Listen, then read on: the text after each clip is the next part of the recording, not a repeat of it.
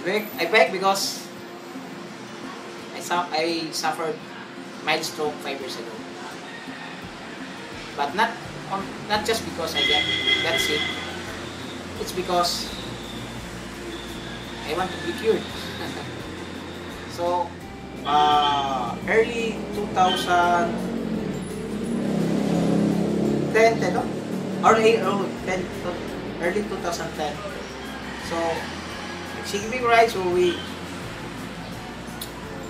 naka-forming grupo na mo with the proddings of one of the owners of Habagat, si Mr. Dindo Sugatan.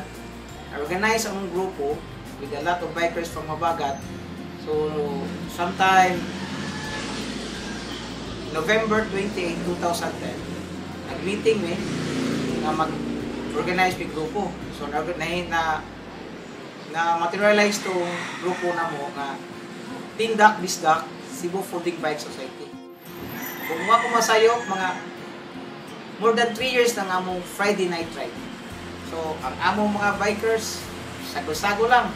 May Batanon, may Tigulang, and others, daghan na kayo. So, nahimo na yun yung Cebu Folding Bike as one of the pioneers of night ride sa Cebu. Through biking, dahil ko na-learn. First, ako na-learn is how to bike properly.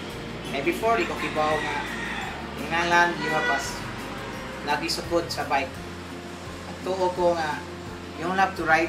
One bike, ride na ka. Di sa bike, kailan discipline di ka.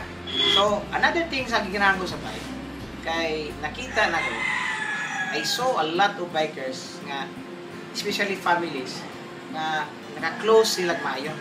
Kay biking is one activity where you can create more bonding with the family. Kay nowadays, whether we like it or not, ang mga kids karon, as a friend of mine told me, na limpyo na kayo natiin.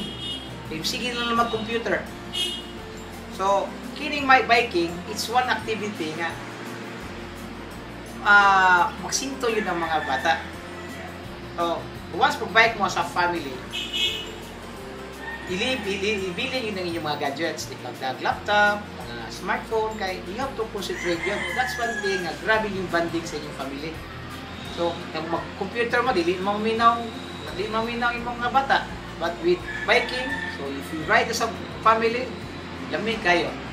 Every time na ay nakita na sulti na ako nga, even me myself, I bike with my family, I have a set of friends na bike, nagkaging comment ka, lamig yung tanaw.